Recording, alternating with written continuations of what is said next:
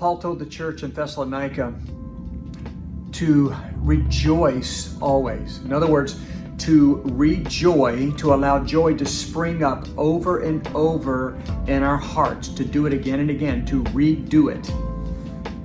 Then he said to pray continually. That there should constantly, continually be prayer on our lips. We're asking God for favor and His blessing and His guidance in our lives. And then he said, give thanks in all circumstances. And he went on to say, for this is the will of God in Christ Jesus for you. And going into this Thanksgiving weekend, I can't help but realize that we have so much more to be thankful for than we realize that we do in 2020. 2020 has been a very, very difficult year. It's been a year that's been challenging on so many different fronts.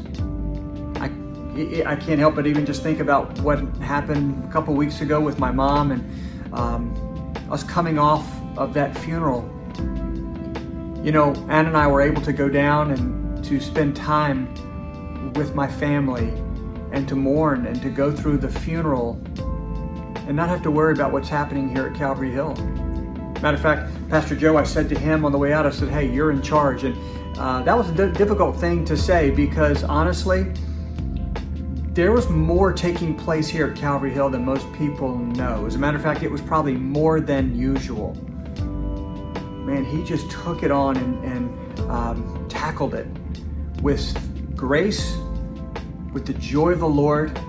I came back and realized that there's really not anything I would have done differently. Everything just went on like normal.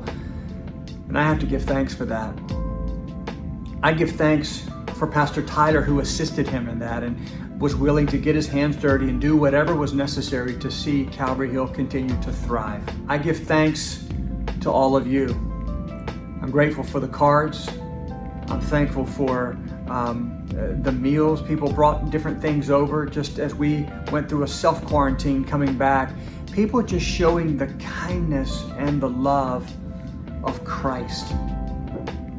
It reminded us again of why we're so grateful for our church family. As a matter of fact, I told my wife, as great as the food is and as kind as the different acts and people bringing things from the store and different things, as kind as that was for us, it represented something much more. It represented people who care about us and love us.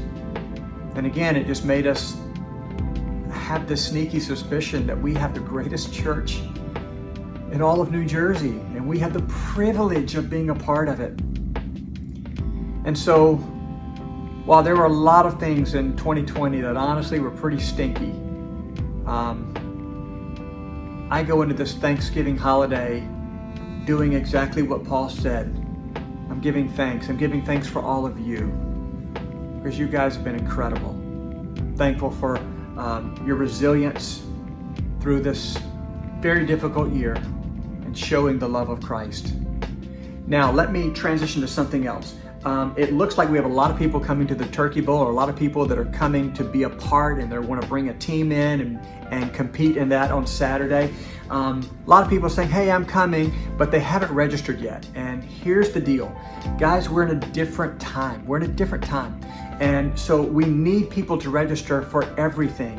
Whether we like it or whether we don't, whether we agree with it or whether we don't, we're trying to make sure that we're complying the best we can. So please, if you're going to be a part of that Turkey Bowl, please make sure that you register. And if you have a team coming, make sure they're registering. If we don't have enough people registered, we're just going to not have it and cancel it, because registration is what tells us that people are actually coming, not word of mouth, okay? Hey, another thing is hopefully we're going to continue our series this week. I know it's been put off by quarantines and funeral and everything else, but we should be picking up on our eschatology series this week, talking about the rapture of the church, that time when we believe that Christ takes Christians out of this world. Really excited about that. Can't wait to be a part of that. Can't wait to worship with my church family on Sunday morning. God bless you. Hope you have a wonderful rest of your day.